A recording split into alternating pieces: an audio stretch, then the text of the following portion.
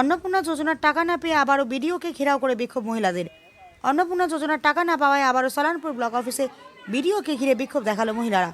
এদিন শতাধিক মহিলা বিডিও অফিসে এসে বিডিওর চেম্বারে ঢুকে বিক্ষোভ দেখাতে থাকে। বিক্ষোভকারী মহিলাদের অভিযোগ, কেন তারা অন্নপূর্ণা যোজনার ন্যায্য পাওনা থেকে বঞ্চিত হচ্ছেন সেই প্রশ্ন নিয়ে তারা বিডিও অফিসে এসেছিলেন এবং বিডিওর সাথে কথা বলেন। তবে বিডিও তাদের আশ্বাস দেন সকলের টাকা আসবে, তবে নির্দিষ্ট প্রক্রিয়ার মাধ্যমে। অবশেষে বিডিও আশ্বাসে তারা ফিরে যান। এক মহিলা জানান, তার অনলাইন করে সত্ত্বেও এখনো টাকা ঢুকছে না, এই নিয়ে ভিডিওর কাছে আসি। ভিডিও এই ব্যাপারে কিছু বলতে চাইনি। যাচ্ছি, দাঁড়ান, 10-15 মিনিটের মধ্যে যাচ্ছি। হয়ে গেছে, এবার যান। আমি লাইন দিন। এবার আর কাউকে অনেকক্ষণ হয়েছে, আর না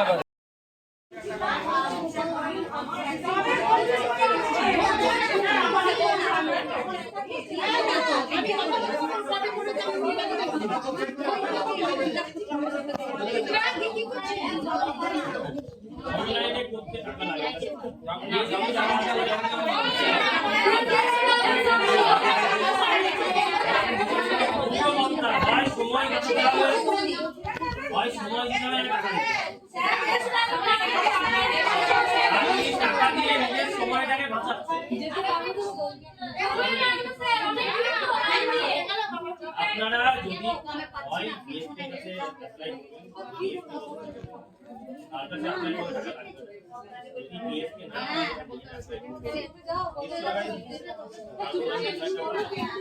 ইনভেস্টমেন্ট করে দিতে হবে।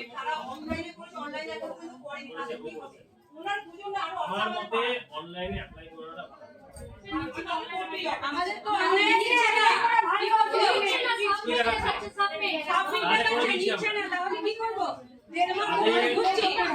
যাদের অনলাইনে অ্যাপ্লাই করা যাচ্ছে না তাদেরটা আমরা করে দিচ্ছি।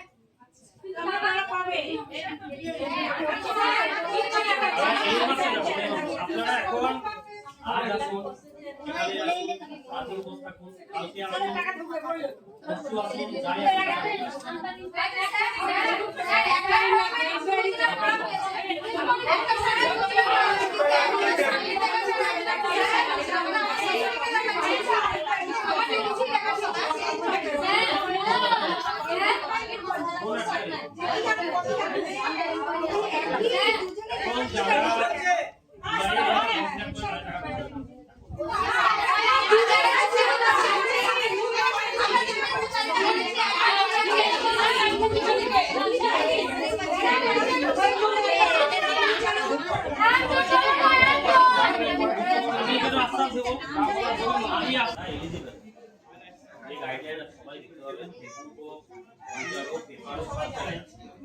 সবাই জানেন গাইডলাইন আছে, সেই অনুযায়ী তারা আন্ডারে করবেন। আর যাদের আন্ডার প্রসেস দেখাচ্ছে তাদের এনকোয়ারি করে তাদের খাওয়ার এরপরেও যদি কেউ না পাইও হবে, তাহলে এখানে দুজন আছে, অনেকেই দেবে, টাকা পাওয়া যায়।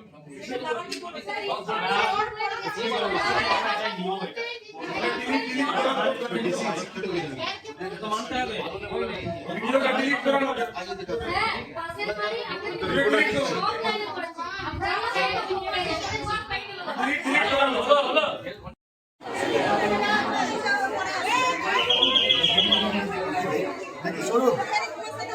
চলুন স্যার, আছি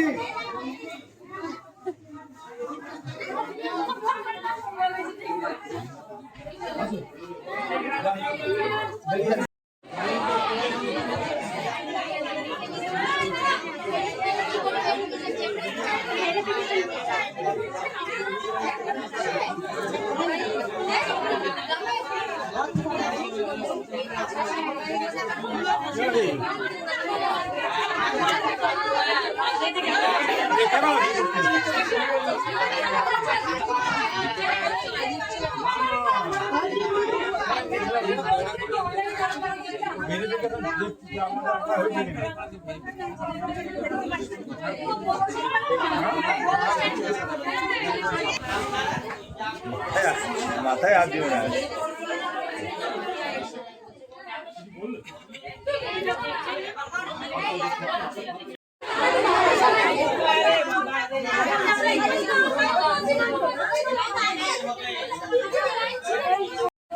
যারা আন্ডার এনকোয়ারি আন্ডার প্রসেসিং আছে তাদের ওয়েট করতে তাদের হয়তো টাকা ঢুকে যেতে পারে।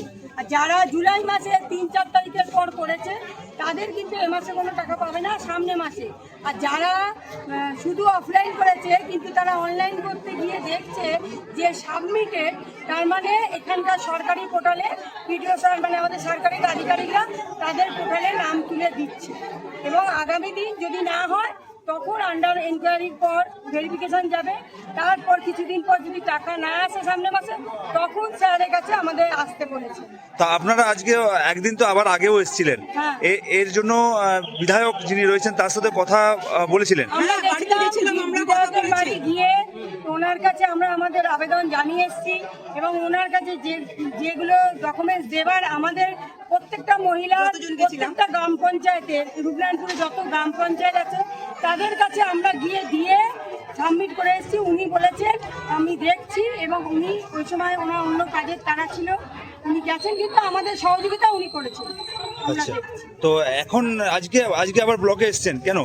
আজকে ভেরিফিকেশন হয়নি ঠিকমতো, কোনো মানুষের মানে মহিলা ভেরিফিকেশন হয়েছে, বাড়ি গিয়েও হয়েছে, ফোনেও হয়েছে, তারপরেও তাদের আন্ডার এনকোয়ারি দেখাচ্ছে আর কয়েকজনের আবার আন্ডার এনকোয়ারির পরও রিজেক্ট দেখাচ্ছে।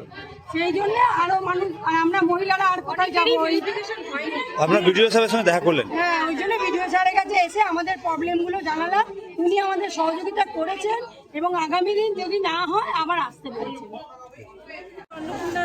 মানে ভেরিফিকেশন হয়ে গেছে 8 তারিখ, কিন্তু আমাদের এখনো টাকা ঢোকেনি। আচ্ছা, এই নিয়েই স্যারের সাথে বলতে এসেছিলাম যে ভেরিফিকেশন হয়ে যাওয়ার পরে তো কোনো চেঞ্জ হচ্ছে না, মানে আমরা কি টাকা পাবো নাকি আবার ফর্ম ফিল আপ করতে হবে, সেই ব্যাপারেই কথা বলতে এসেছি। তো স্যার আমাদের সহযোগিতা করলেন, বললেন একটু ওয়েট করুন, এই মাসে তো আর টাকা ঢুকবে না, সামনের মাসে যদি না হয় আমরা আবার এসে আপনারা দেখা করবেন বা আধার কার্ড এই সমস্ত ডকুমেন্টস নিয়ে আসতে বলবেন। তো আজকেও সব অনেক আগের দিনও আপনি এসেছিলেন? হ্যাঁ, আমরা তো আগের দিনও অনিকিতার বাড়িতেও গেছিলাম, স্যারের কাছেও এসেছিলাম। তো আজকে আমাদের বলেছিলেন সোমবার দিন দেখা করতে, তো আমরা এসে সবাই মিলে দেখা করেছি, কথা হয়েছে। উনি আমাদেরকে যতটা বলা বোঝানোর বুঝিয়েছেন, এবার দেখি কিছুদিন ওয়েট করে কি হয়। আপনার নাম?